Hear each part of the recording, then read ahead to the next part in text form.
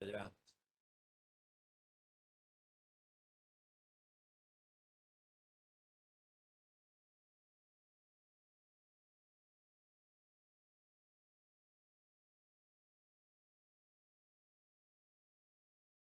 Continuar, por favor. Tercer día. Leonor, ¿qué haremos en el 2024? Vete tú a saber. ¿Qué haremos en el 2024? Vete tú a saber. Bueno, venga, por favor, familia. Familia, hermanos, conocidos, amigos. Querido Alberto Elisabetsky.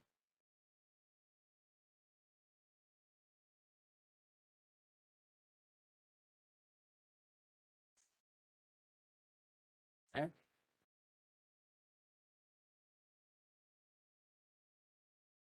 Por favor, de mis dos compañeras de Canarias. ¿Eh? Sí, para que no te hagas fotos. Es que mis dos compañeras de Canarias, ten en cuenta que aquí, ¿qué hora es ahora mismo? Las 11:42. ¿En Canarias cuál es? Las 10:42. En Puerto Rico no pregunto. Bueno, perdóname un segundo y perdón por el atraco a mano armada, pero sobre todo yo sé que hay preguntas, hay cuestiones, hay compartir, hay darse, estoy viendo gente dándose tarjetas. Pues claro que sí, si esto es como los cromos cuando éramos. Pero sí es importante que respetemos un poco la idea para que, bueno, podamos cuadrar lo que nos queda. Antes de que empiece don Pedro Rivas, mi amigo Pedro, y presentarlo, Silvina, son como mis alumnos, ¿había cuenta? Pedro, ¿cuántas veces llamamos a los alumnos, por favor, que vamos a empezar? Muchas, no lo digas. Entonces, bueno, pues lo que vamos a hacer después, si me permitís, y os parece bien, cuando termine Pedro su intervención, 12, 2:15, nos vamos a ir a tomar café, ¿vale? La última foto, podéis hacer la foto que queráis, si queréis que nos hagamos todos juntos y todo eso y queda chulo, en el café, ¿vale? Y ahí que estamos al aire libre, nos hacemos una foto en el café ya como fin de fiesta el último día. Y todavía nos quedaría, después del café, acordaros, si lo veis ahí, un espacio abierto donde hay una pequeña sorpresita, por si os queréis quedar, y segundo, donde tenemos que sacar conclusiones y hablar un poquito de lo que va a ser 2024, ¿vale? Pero es mucho más light, más relajado y más de fin de fiesta. Pero sí es verdad que antes de terminar y antes de irnos al café y hacernos esa foto de grupo definitiva, acordaros que os dije el primer día cuando le hicimos la foto aquí, voy a comparar la primera con la segunda. Quien falte, expulsado de FIMED. Nosotros aquí a nuestros alumnos, ¿verdad? Le ponemos la asistencia, el 70% de asistencia suspendido. Entonces, no, fuera de broma. Entonces, la idea es, dentro de esto, hice un atraco a mano armada, y nunca mejor dicho la palabra atraco, mano armada, con el tema, a don Pedro Rivas. Pedro es amigo mío, es compañero aquí de la universidad, es buen amigo.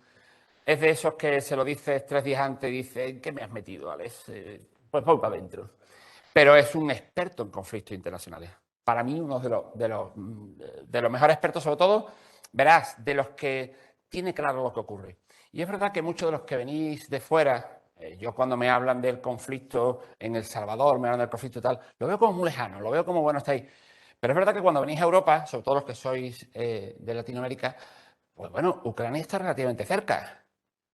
Y le dije, Pedro, explícanos bien, en poquito tiempo, pero conciso, para que todos tengamos claro qué supone el conflicto de Ucrania y luego, si acaso, es nuestra responsabilidad el decir, ¿se puede mediar o no se puede mediar en ese tipo de casos? ¿Qué haríamos los mediadores? Pero alguien que conoce perfectamente todo el tipo de conflictos bélicos. Él es vicedecano de aquí de la Facultad de Ciencias Jurídicas y Sociales. Y bueno, y como experto en la materia, querido Pedro, aquí tienes tu público y qué pasa en Ucrania. Muchas gracias.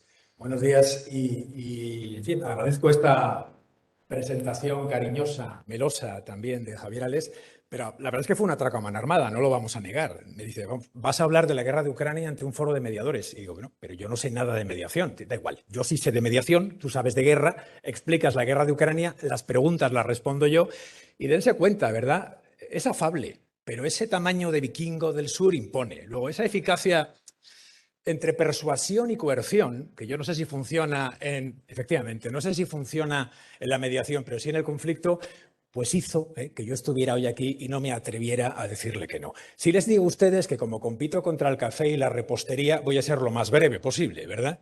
Así que la media hora prevista voy a intentar reducirla a 15, 20 minutos a lo sumo para dejarles claro de qué quiero hablar. El conflicto de Ucrania es complejo, por definición, así que yo me voy a centrar en 3 ideas nada más. El problema de reconstrucción de un imperio, el factor geopolítico como un canon y también la OTAN como enemigo.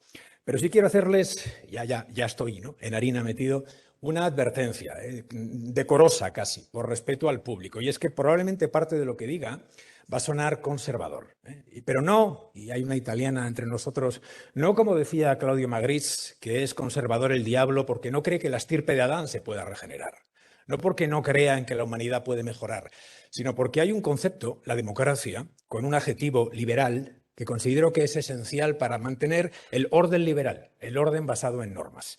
Y como el liberalismo tiene tan mala prensa en estos tiempos, quiero recordar que no es el mecanismo por el cual, ensalzando la libertad, que cada cual se salve a sí mismo, sino la doctrina política que, precisamente preocupada por la libertad, abomina de la concentración de poder, sea político, sea económico. Luego, esa democracia liberal en la que casi todos los distintos tenemos cabida, salvo los que quieren romperla de fondo por su raíz, es precisamente el espíritu que va a inspirar lo que voy a decir. Junto con otra cosa que mencionaba ayer en casa en la cena y como es habitual en casa nadie me hacía ni caso, ¿verdad? Que estamos en guerra. Ustedes, hay 12 países, me han dicho aquí, 10 latinoamericanos, ustedes no. Los europeos estamos en guerra.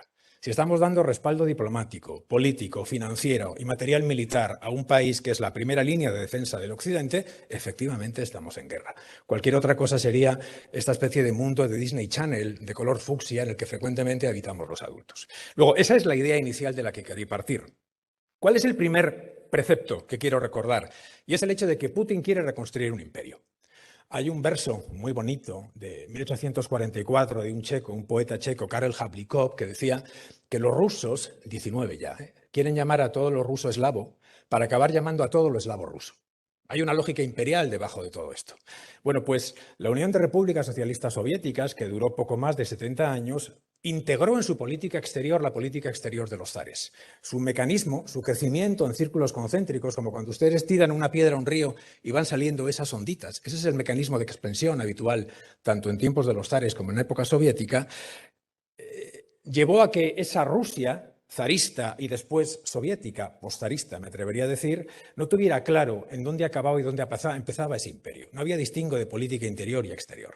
Cuando desaparece la Unión Soviética, Putin plantea que tiene un gran resentimiento, y es que esa desaparición del imperio soviético ha imposibilitado que una potencia de tamaño medio tenga el lugar en la historia que le corresponde. Por tanto, es muy probable que Putin quiera reconstruir un imperio ruso redivivo por completo. Fíjense, la invasión de Putin a Georgia de 2008, la de Crimea en 2014 y la intervención militar rusa en 2015 en Siria probablemente es una estrategia que intenta restaurar el poder de Rusia y que quiere deteriorar, en primer lugar, y después desmontar el orden liberal, es decir, el orden basado en reglas. ¿Capitanea a Estados Unidos ese orden? Sí, efectivamente, porque con sus miserias sigue siendo una democracia. Con sus miserias, insisto, pero sigue siendo una democracia en la que las reglas suelen ser lo que vige. Así que les planteo una hipótesis que desde el punto de vista polemológico, perdónenme el palabra, estudio del conflicto, no es descabellada. Si Putin trata de restablecer el imperio y la fuerza de una gran potencia, si obtuviera el control de Ucrania, probablemente se centraría en otras repúblicas soviéticas, especialmente los bálticos, Estonia, Letonia, Lituania, y es muy probable que Bulgaria, Rumanía y Polonia. Es decir, estaría reduciendo el influjo de Estados Unidos en Europa y estaría demoliendo la base del orden liberal, del orden basado en reglas directamente. En el año 97, un profeta, precisamente para Putin, Alexander Dugin, un geopolítico, el Rasputín de Rusia, llamaron a llamarle en los tiempos de Putin, escribió un libro, Fundamentos de Geopolítica, que por cierto hoy es de lectura obligatoria para los estudios de oficial en las academias militares en Rusia, en la que decía que el objetivo de Rusia a largo plazo no es crear un imperio en Europa, sino un imperio euroasiático. ¿Qué quiere decir esto? Si lo bajamos al terreno, Georgia tiene que ser anexionada. Finlandia debe ser anexionada y Ucrania debe dejar de existir. Si Ucrania existe como país independiente, no hay posibilidad de imperio euroasiático.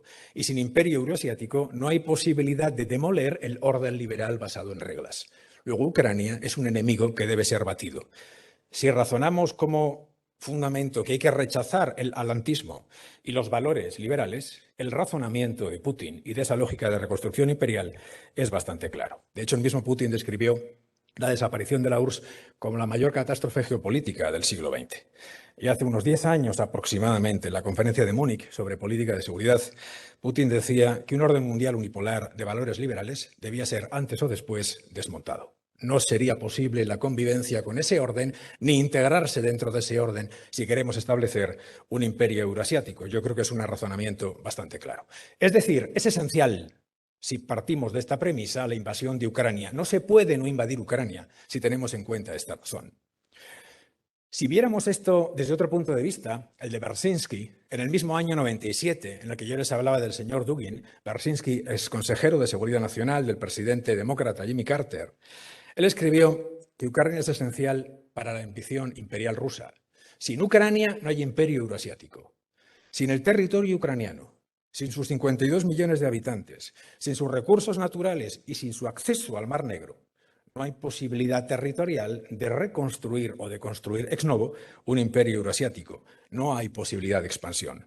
Por tanto, tanto los Estados Unidos como la Europa libre, y quiero insistir en esta denominación que suena a Guerra Fría, aunque no lo pretende, la Europa libre, la Europa en la que habitamos, a este lado, de Berlín hacia acá, clarísimamente, tiene muy claro lo siguiente, que Putin quiere una ruptura tanto simbólica como real que lo separe de la década de 1990 y que sepulte el orden posterior a la Guerra Fría, lo cual daría pie a una nueva arquitectura de seguridad europea en la cual habría que reconocer el ámbito de influencia postsoviética directamente y rechazar la universalidad de los valores occidentales, que van desde los derechos humanos como fundamento de la convivencia hasta la libertad individual, en la que uno cree en el Dios que quiere, si quiere, uno duerme con la persona del sexo que sea, eso dependerá de él, o uno tiene un color con el que nace y es completamente accesorio. La universalidad de los valores occidentales. Es decir, la reconstrucción de lo que Putin llamaría la Rusia histórica. Luego, dense cuenta del concepto de reconstrucción imperial. Es muy probable que sea uno de los factores que facilitan esa invasión de Ucrania. El siguiente factor es la geopolítica. Y permítanme ustedes, es la geopolítica clásica, no la crítica. ¿Por qué digo esto? Porque la geopolítica clásica es la que establece relación de causalidad entre la geografía y las acciones políticas. Los mares, las montañas, los desiertos, los ríos han estado ahí y estarán. Hay una geopolítica crítica que abomina de esta geopolítica clásica, que cobra especial predicamento en las universidades y que nos vale para escribir libros, pero no nos vale, de momento, para interpretar la realidad cuando un autócrata saca los carros de combate y cruza una frontera. ¿Por qué eso lo planteo? Porque no hace mucho alguien me decía que en las conversaciones de paz en Siria, por ejemplo, había que estar preocupado porque al-Assad no había tenido en cuenta los derechos de la comunidad LGTBIQ+ siria. Y uno dice, eso estaría muy bien. Pero un régimen en el que no se respeta mínimamente la vida humana, ¿cómo vamos a pretender que la Siria de al-Assad tenga en cuenta los derechos de la comunidad LGTBIQ+? Si no respeta la igualdad de hombres y mujeres ante la ley, o siquiera la existencia de igualdad ante la ley. Por tanto, bajamos a la clásica, a la incómoda, a la canónica, a la realista. La mayor parte del territorio occidental ruso es una llanura. 4 millones de kilómetros cuadrados es una llanura. Esa vasta planicie, que es frontera con Europa Oriental, para Rusia es un problema de seguridad. Un ejército enemigo que desde el oeste quisiera llegar al corazón de Rusia no tendría barreras geográficas para hacerlo. Es decir, a causa de su geografía, Rusia es objetivamente muy difícil de defender. Para Robert Kaplan, a quien ustedes conocerán, un periodista viajero, asesor también de los gobiernos estadounidenses, Rusia sigue siendo antiliberal y sigue siendo autocrática porque no es, a diferencia del Reino Unido o de Estados Unidos, una nación insular. Y como no es una nación insular, sino un vasto continente con características geográficas que imposibilitan la defensa, eso facilita la intervención militar. No estamos excusando a Putin, estamos entendiendo las razones de fondo netamente geopolíticas. ¿Qué efectos ha tenido eso históricamente en Rusia? Que los jerarcas rusos, ya fueran soviéticos o fueran presoviéticos, estuvieran en tiempos de los zares, obtienen profundidad estratégica impulsándose hacia el exterior, hacia nuestro este, hacia su oeste, creando barreras colchón. Es decir, zonas territoriales que aumenten la distancia entre un potencial agresor occidental y un potencial defensor ruso.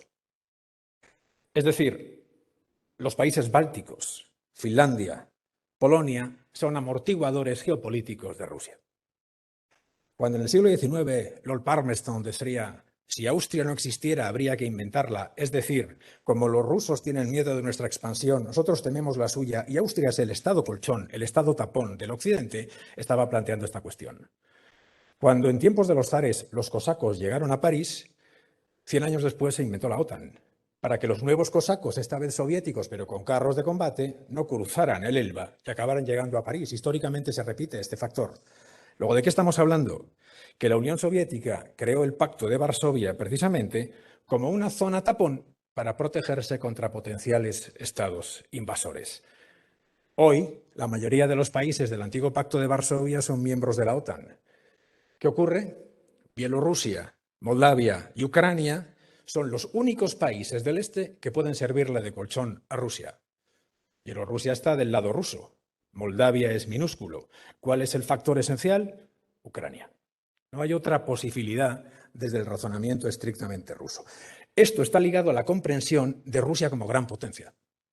Si una potencia media objetivamente quiere tener estatus de gran potencia, solo puede comportarse como un geopolítico del siglo XIX. Geopolítica clásica, no crítica. Obtención de un estado colchón que amortigüe una eventual invasión de los países del occidente.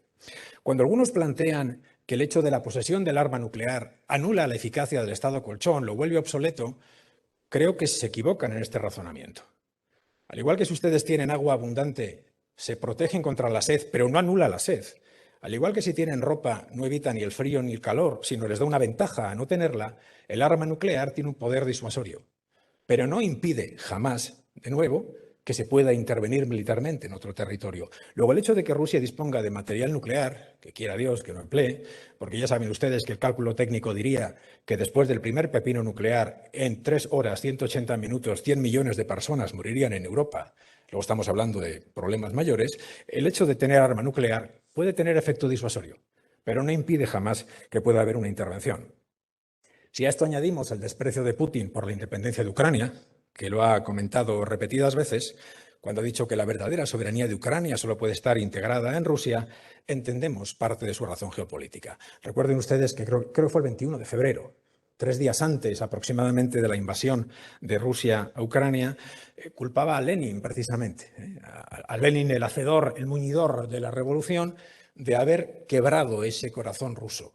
Y acabó diciendo que había sido aquello la Unión Soviética de Lenin, pero no la verdadera Rusia. Luego, en realidad, probablemente Lenin vio algo que no ha visto Putin. Uno no puede imponer mediante la fuerza la solución nacional porque lo único que obtienes es el nacionalismo. En caso de que Putin ganara, que pudiera ser, que Putin acabe ganando esta guerra, esperemos que no, se va a tener que enfrentar constantemente con el nacionalismo. Luego, quiera sea o no, este criterio geopolítico vuelva a aparecer. Y voy al tercer factor, y estoy casi en modo británico, Alex, cumpliendo los tiempos, ¿verdad? ¿Cuál es el tercer factor? La OTAN como enemigo. Podría ser la Unión Europea también, pero hay que elegir uno, así que me voy a quedar con la OTAN. La OTAN es el enemigo mortal de Rusia. Putin ha insistido además continuamente que hay que garantizar inmediatamente que la OTAN no va a incorporar a la Ucrania a sus miembros. Pudiera ser que la expansión de la OTAN al este le haya dado una coartada, es cierto. Pero es una coartada, es una excusa, no es una legitimidad para la intervención militar en Ucrania por parte de los rusos. En este caso, por parte de Putin directamente. ¿A cuándo podemos remontar este problema? Probablemente al año 2008, cuando la OTAN en Bucarest, en el mes de abril, emitió una declaración que decía que Ucrania y Georgia se convertirían, cuando quisieran, en parte directa de la OTAN, en parte de la OTAN. Ucrania y Georgia, los dos vectores esenciales para ser un colchón, se podrían convertir en parte de la OTAN. ¿Qué ha ocurrido? Que un Putin que desde los 90 hasta 2006 aproximadamente no era extremadamente combativo contra la OTAN, cuando creía que podía tener en esas repúblicas a gobiernos afines, se dio cuenta de que las maniobras políticas no le funcionaron bien. Y parte de esos gobiernos eran pro-occidentales, tenían intención de estar en la Alianza Atlántica e incluso en la Unión Europea. Así que se volvió de una forma desaforada contra Occidente. No es verdad que la OTAN se haya enemistado por incumplimiento de pactos con Rusia desde el origen, porque dense cuenta, el acta fundacional de Rusia de la OTAN es del año 97, 6 años después de desaparecida la Unión Soviética. En 2002 se establece el Consejo OTAN-Rusia. En 2010 tiene lugar una cumbre OTAN-Rusia para desarrollar una asociación estratégica satisfactoria para las partes, en el que Rusia está a la par que OTAN. Luego, ¿de qué estamos hablando? Que es muy probable que tras la intervención en Georgia de 2008, en la que Putin integra Georgia, Osetia y Abjasia, esa falta de firmeza que demuestra la OTAN en su momento haya sido un acicate pensando que ni la Unión Europea ni la OTAN iban a tener una firmeza suficiente para intervenir o al menos respaldar a Ucrania. Cuando además Putin ha insistido frecuentemente que la OTAN intenta rodear militarmente a Rusia, dense cuenta de que de los 14 países que tienen fronteras con Rusia, solo 3 son miembros de la OTAN. Estonia, Letonia y Noruega. Eso equivale al 5% de la frontera total. No parece que un 5% de frontera contigua sea un rodear directamente a la OTAN. Cuando Putin ha dicho que ustedes han incumplido las promesas hechas en el 90, Mikhail Gorbachev, que fue quien precisamente fue el último secretario general del PECUS y último presidente de la URSS, fue quien dijo: jamás me dijeron eso.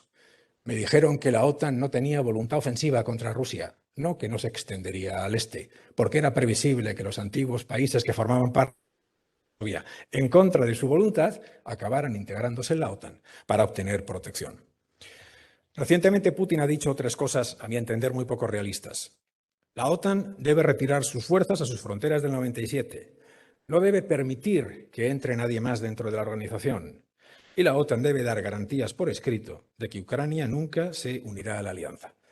Dese cuenta de que esta es la reacción de un autócrata, no de alguien que cree en un orden demoliberal basado en reglas que a todos nos obligan y que a todos nos amparan. Así que fíjense, si estas peticiones de Putin se hiciesen efectivas en una vocación conciliadora, se conseguiría que Georgia, Moldavia y Ucrania estuvieran fuera de la OTAN y que los misiles de Estados Unidos de alcance intermedio estuvieran fuera de la OTAN y se favoreciera una potencial intervención de Rusia hacia el oeste, hacia nuestro oeste en Europa.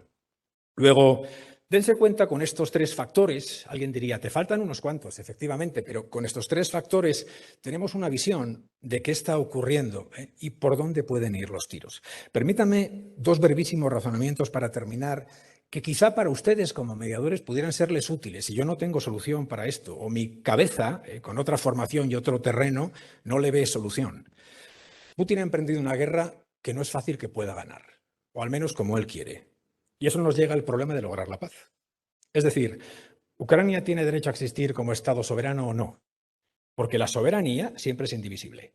Putin niega el derecho soberano de Ucrania a existir como tal. Ucrania defiende ese derecho a existir como tal. ¿Cómo se puede llegar a un compromiso sobre la existencia de Ucrania como Estado soberano? Pues no se puede. Uno de los dos deberá vencer y acabar logrando imponer buena parte de sus condiciones al otro. Yo no sé si los mediadores de alguna forma podrían intervenir ahí. Yo no sé, sinceramente, la solución. Segundo razonamiento ligado a este. Normalmente las guerras ocurren entre estados que tienen conflictos entre ellos. Pero aquí la cuestión es que la existencia de un estado es negada de suyo por el agresor. Por tanto, los conceptos habituales de pacificación en tiempo de guerra ligados al compromiso no se pueden aplicar. Si Ucrania sigue existiendo como Estado soberano, Putin habrá perdido. Es muy probable que no le interese la ganancia territorial como tal. Solo le interesa controlar el país, pero no, si no lo lograse, todo esto sería una derrota. Por tanto, si Putin lograra esto, estaríamos hablando de una destrucción progresiva del orden liberal. Quiero acabar con unas palabras que son precisamente de Dugin, el Rasputín de Putin, cuando decía que si el orden liberal se impusiese, habría una gran parodia, el reino del anticristo en el territorio natural de Eurasia. Confiemos que no sea así. Y muchas gracias por haberme escuchado.